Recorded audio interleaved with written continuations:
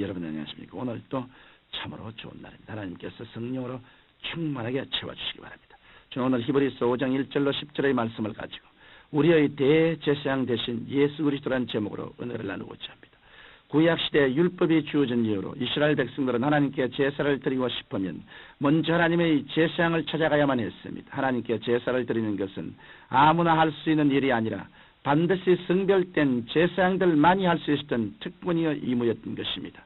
이들 제사장 가운데는 특별히 하나님의 성전의 지성소에 들어갈 수 있는 자격을 가진 대제사장이 있었습니다. 대제사장은 평상시에는 이스라엘 백성들을 대표하여 백성들을 위한 예물을 하나님께 드리고 또 속지 않은 제물을 드렸습니다. 그런데 대제사장의 가장 중요한 일은 1년에 한 번 속죄일 날 지성소에 들어가는 일이었습니다. 이때 대제사장은 반드시 짐승의 피를 가지고 지성소에 들어가 전 이스라엘 백성의 죄를 수거하기 위하여 그 피를 언약궤에 위에 뿌렸습니다. 그러므로서 모든 이스라엘 백성의 1년 동안 지은 죄를 하나님께 속죄하였던 것입니다. 이와 같이 대제사장은 이스라엘 백성을 대표해서 하나님 앞에 제사와 예물을 드리고 기도를 해주는 자로서 반드시 사람 가운데서 택함을 받아야 했습니다. 천사나 혹은 다른 어떠한 존재로 대제사장이 될 수는 없었습니다.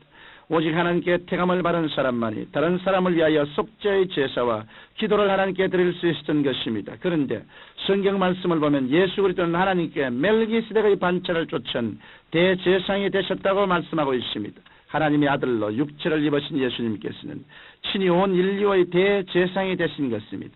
그러면 예수님께서는 어떻게 해서 우리들의 대제사장이 되셨을까요? 저는 오늘 예수 그리스도께서 대제사장이 되신 과정과 그 의의에 대하여 말씀해 드리겠습니다. 첫째로 예수님께서는 하나님의 택정하심을 통하여 대제사장이 되셨습니다. 먼저 대제사장이 될 수 있는 자격은 하나님께로부터 친히 부름을 받은 자라야 했습니다. 하나님께서는 친히 아론을 부르셔서 대제사장으로 세우셨습니다. 이처럼 그 누구를 막론하고 하나님께서 부르지 아니하시면 대제사장이 될 수 없었습니다. 오늘날 많은 사람들이 주의 종이 되겠노라고 자원하고 났습니다. 저는 주의 종이 되는 문제를 놓고 상담을 하는 사람들에게 항상 묻는 질문이 있습니다. 주의 종은 하나님께서 불려야 하는데 하나님의 부르심이 있느냐? 그리고 하나님의 부르시면 그 마음속에 주의 종이 되겠다는 결단의 소명이 온다. 그렇게 되면 세상의 모든 일이 다 싫어지고 오로지 주의 종에 대한 불타는 소원이 일어난다고 말해줍니다. 이처럼 하나님께서 아론을 대제사장으로 부르셨듯이 오늘날 또 주의 종이 되려면 하나님께서 부르셔야 하는 것입니다.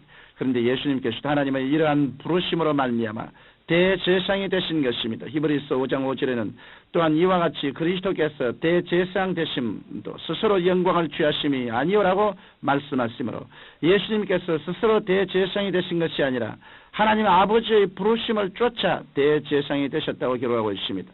또한 대제사장은 반드시 사람이어야 하기 때문에 예수님께서는 하늘 보좌에서 내려와 육신을 입고 인간이 되셨습니다. 예수님께서는 성령을 통하여 동정녀 마리아의 몸에 잉태되어 완전한 신이자 완전한 사람이 되신 것입니다.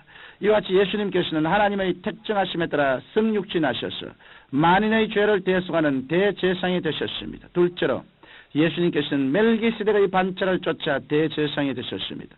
원래 하나님께서는 이스라엘 민족과 약속을 맺고 율법을 주실 때 레위 지파의 자손인 아론을 택하여 대제사장이 되게 하였습니다. 그리고 그 이후 모든 대제사장은 아론의 반차를 쫓아 나왔으며 아론의 반차를 쫓지 않은 자 중에서는 누구도 대제사장이 될 수 없었습니다. 그러므로 아론을 비롯한 모든 대제사장들은 하나님의 율법하에 있는 율법의 보존자요 증거자였었습니다. 그러나 예수님께서는 율법의 증거자로 오신 것이 아니라 은혜의 증거자로 오셨습니다. 그 때문에 예수님께서는 아론의 반차를 쫓아 대제사장이 될 수 없었습니다. 만일 예수님이 아론의 반열을 쫓아 대제사장이 되셨다면 예수님 역시 율법에 속하여 율법을 증거하는 대제사장이 되고 말았을 것입니다. 하지만 예수님께서는 구약시대 율법 아래서 세운 옛 언약을 폐하시고 새로운 언약 즉 신약을 세우기 위하여 아론의 반차가 아닌 멜기세덱의 반차를 쫓아 유다 지파에서 나오셨던 것입니다. 이 멜기세덱은 의의 왕이요 평강의 왕으로서 시작한 날도 없고 생명의 끝도 없어 하나님의 아들과 방불하다고 성경은 말씀하고 있습니다. 그런데 멜기세덱은 전쟁에서 승리하고 돌아오는 아브라함에게 떡과 포도주를 주고 축복해 주었습니다. 그러자 아브라함은 멜기세덱에게 11조를 바쳤습니다. 이와 같이 멜기세덱은 족보도 없고 출신도 모르지만 레위인의 조상 아브라함에게서 11조를 받고 복을 빌어준 지극히 높은 하나님의 제사장이었습니다. 마찬가지로 예수님은 레위 족부에서 나지는 않으셨으나 레위 족속의 제사장보다 훨씬 뛰어나신 만인의 대제사장이 되셨습니다. 그런데 대제사장의 직분이 바뀌면 언약도 바뀌고 언약의 보증도 바뀌게 됩니다. 이러므로 예수님께서 오셔서 만인의 대제사장이 되신 이후부터는 구약에서 신약으로 율법에서 은혜로 바뀌게 되었습니다. 그리고 모든 사람은 오직 믿음을 가지고 대제사장 되신 예수 그리스도 앞으로 나아갈 때 하나님 아버지께 이를 수 있게 된 것입니다. 셋째로 예수님께서는 대제사장이 되심으로 자기를 순종하는 모든 자에게 영원한 구원을 베풀어 주셨습니다. 대제사장이 일반 백성들을 위하여 제사를 드리고 속죄함을 기도하려면 먼저 백성을 이해할 수 있어야 합니다. 그래야만 자비와 사랑과 동정을 가지고 백성의 죄를 하나님 앞에 구하고 용서를 빌 수 있는 것입니다. 그런데 예수님께서는 이 세상에 오셔서 우리와 같이 모든 연약함을 겪으셨습니다. 성경 히브리서 4장 15절에는 우리에게 있는 대제사장은 우리의 연약함을 채울하지 아니한 자가 아니요 모든 일에 우리와 한결같이 시험을 받은 자로 돼 죄는 없으시니라고 말씀하고 있습니다. 이와 같이 예수님께서 우리와 똑같이 육신의 연약함을 체험하셨기 때문에 우리들의 연약함을 긍휼히 여기시는 것입니다. 나아가서 예수님께서는 육신의 연약함에도 불구하고 하나님의 뜻에 철저히 순종하심으로 인간으로서는 가장 견디기 힘든 십자가의 고난을 당하셨습니다. 예수님께서는 믿음과 순종을 통하여 육신의 연약함을 극복하는 본을 보이신 것입니다.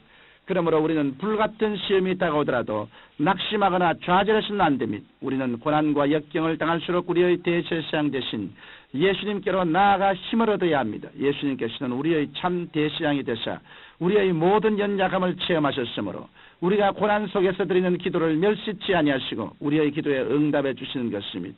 이와 같이 우리가 예수님 앞으로 나오면 예수님은 우리의 대제사장이 되셔서 우리를 위해 기도해 주시고 우리의 죄를 사해 주시며 우리에게 영생을 선물로 주시는 축복을 베풀어 주십니다. 청취자 여러분, 우리 믿는 사람들에게는 영원토록 대제사장 되신 예수님이 계십니다. 예수님께서는 자신의 피로서 단번에 우리의 모든 죄를 대속하시고 자신의 육체를 찢어서 하나님께로 나아가는 길을 열어놓으셨습니다. 그러므로 여러분은 대제사장 되신 예수님을 구주로 믿고 의지함으로 하나님의 은혜의 보좌 앞으로 담대히 나아가십시다. 그래서 주님의 긍휼하심과 때를 따라 돕는 은혜를 풍성히 우리에게 누리게 되시기를 주님의 이름으로 축원합니다. 살아계신 아버지 하나님, 모두 다 우리 대제사장 되신 예수님께 나와 겸비하게 무릎을 꿇고 마음문을 열어놓고 크신 은총을 받게 하여 주옵소서. 예수님 이름으로 기도합니다. 아멘.